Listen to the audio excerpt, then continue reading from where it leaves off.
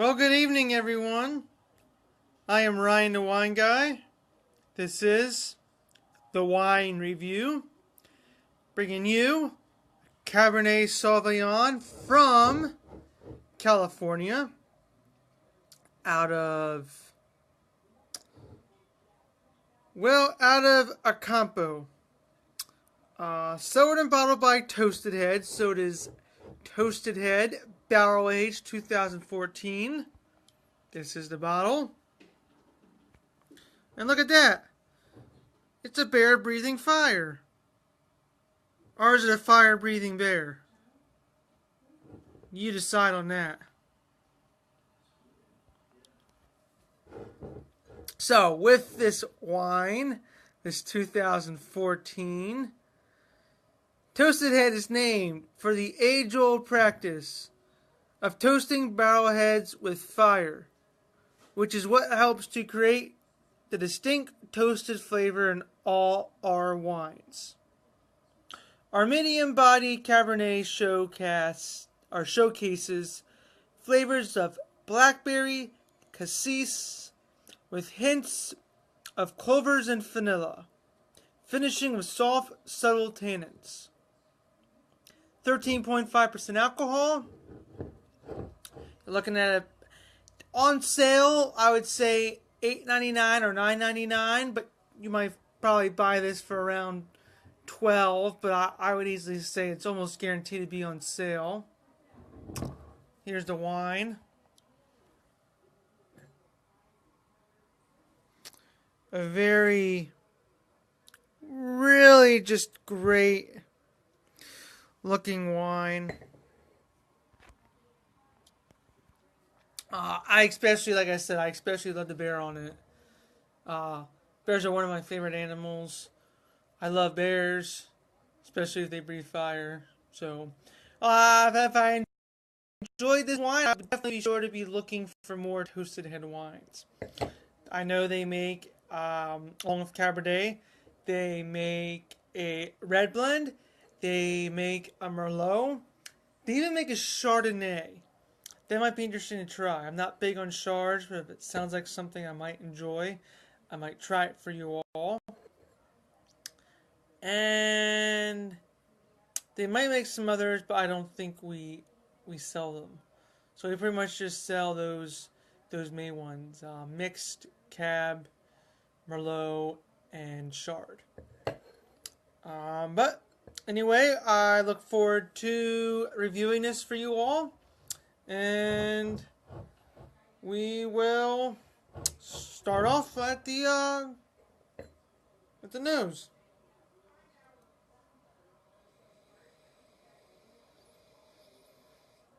Oh my gosh. Wow. This just has this great vanilla, and you can definitely tell that it's toasted. You can definitely tell it's a toasty, oaky wine. It just smells. It smells toasty. It smells like a little smoke as well, along with the vanilla. You really get cherries, hints of plum, blackberries, that cassis, like a black currant as well, a little bit.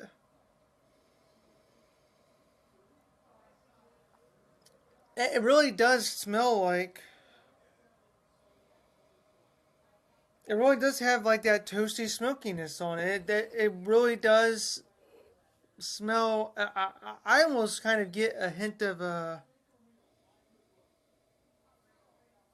I kind of get a small hint of bourbon on here as well, even though it's not bourbon aged, but because it's been fire roasted, as they say, you definitely can tell it's the it definitely smells like a kind of like burning wood, so you definitely get that woodsiness on it. Oh wow. And then of course, as I said, with that vanilla and those rich berries. blackberry, cherry. Hmm. Those plums.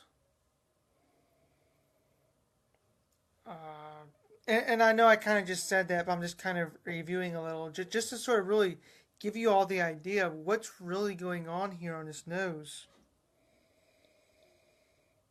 Man, it just smells. It smells phenomenal. It all just comes down to that nice, along with that just oak, those berries, and then that kind of top off, kind of fiery smoke uh, on a nose that like you are smelling a burning wood or burning tobacco of some sort. Oh wow, wow, very, very, very. I think distinctive nose. Very, very, very wonderful nose, if you ask me. Um, all right, let's see what it's doing on the palate.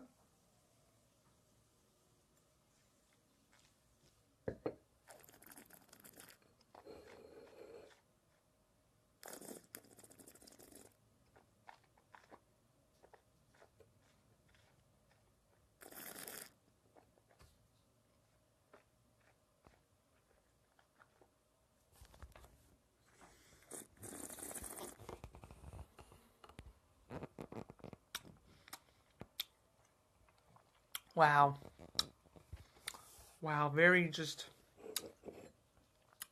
It has a really good sweetness on it, like like a Bing cherry, um, blackberries, plums, maybe even tiny hint of strawberries. But you can definitely get this like sort of hint of vanilla, but then also kind of hints of like a spice, like a smokeness on it, from it being um, fire burned.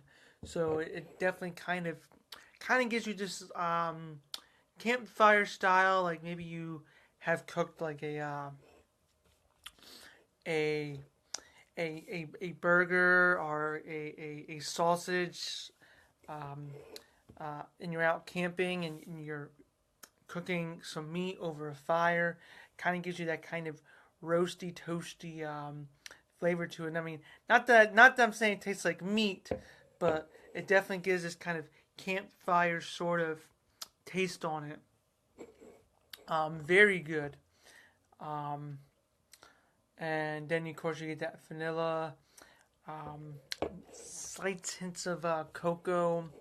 So, like I said, it's kind of like has a sweetness to it, but then it also really has this kind of like spice, this kind of like burning sensation as well from it, from the fire aged barrel that it is. Um, Kind of as if you had just, I don't know, ate something really hot. Not necessarily something really spicy, but you ate something really hot, and it kind of just is like burning your tongue. Kind of has these lingering kind of tingling sensations on your tongue after the initial fact that you burn yourself. Then after um, it's sort of cooling down. It kind of gives that sensation, that cooling sensation after you eat something really hot, and you're now finally kind of going, it's feeling better. Very, very wonderful for me. Very, very wonderful wine. Very affordable as well for the price. Um, I like what they did with this. I like Toasted Head. I like this cab. I would be really interested to see what some of their other wines, like their Merlot and their mixed blend. I would really love to see what those look like, and even their Chard. I would really like to see what their Chard is. And actually, um, I'm not sure if the Chard has one. I'm pretty sure it does. But at least on all their red ones, they have this little thing. It's a it's like a little wax top, so you don't actually have any paper on the top here. I'll show you the top of the bottle.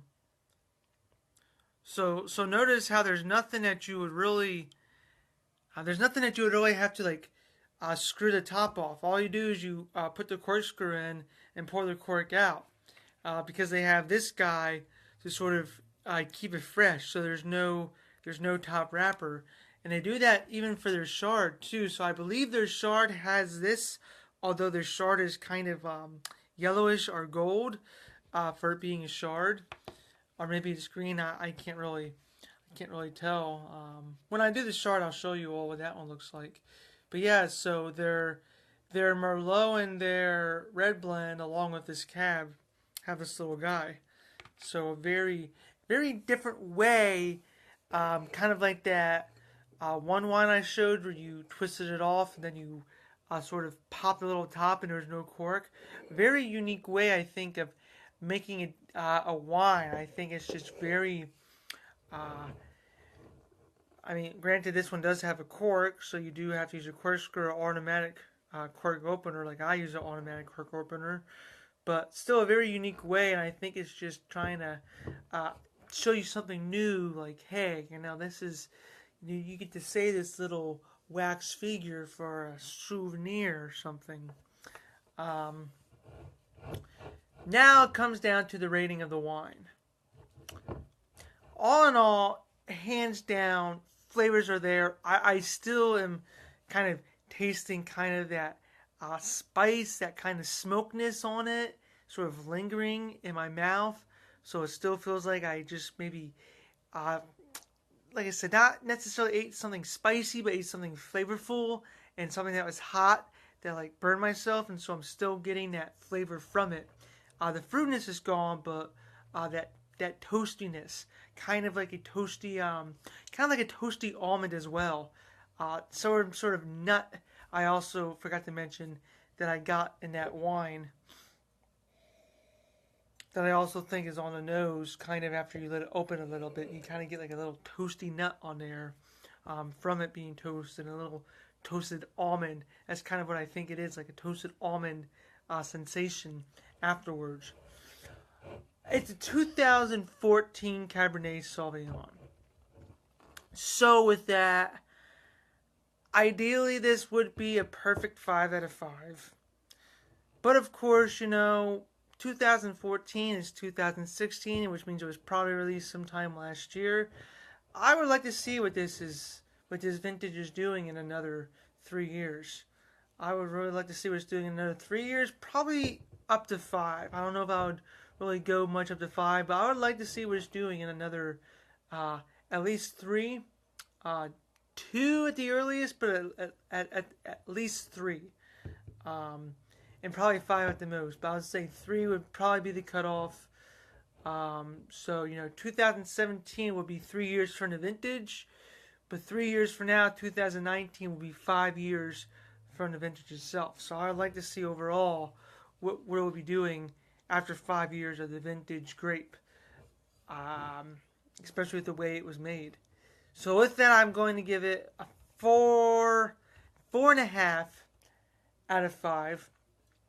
I feel that it's better than a 4, only because, like I said, I'm still lingering in my mouth. It is really great, and that's one thing I love about wine, when it's still lingering in your mouth, and you can talk, you can have a conversation, and it won't go away, because you'll still get sort of that long aftertaste from the initial finish, which is happening here.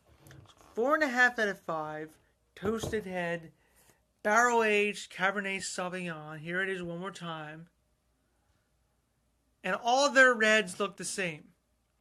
So when you're buying this, make sure you get the Cabernet Sauvignon. All their red bottles look the same, with the bear and it breathing fire. All that's different is whether it's a Merlot, a Cabernet Sauvignon, or a red blend.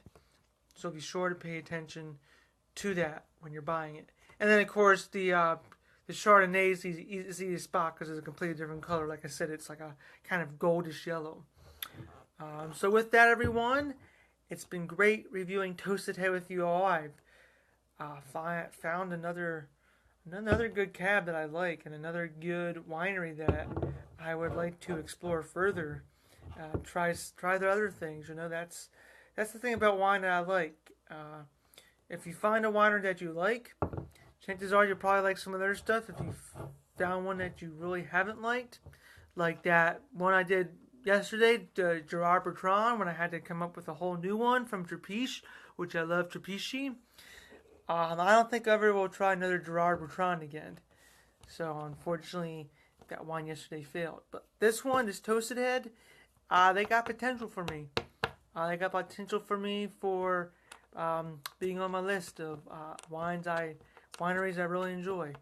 So, of course, there's not many I really don't enjoy. So keep that in mind. There's not many I don't enjoy. There's very few that I hate. There's even fewer that I'm okay with, but there's a lot that I really enjoy, and then there's a few that I really just absolutely love. And this is one I would really love to see. Try maybe their Merlot or their Red Blend, and see if I can consider them a winery that I love. Well, till next time, everyone, I'm Ryan the Wine Guy, and cheers.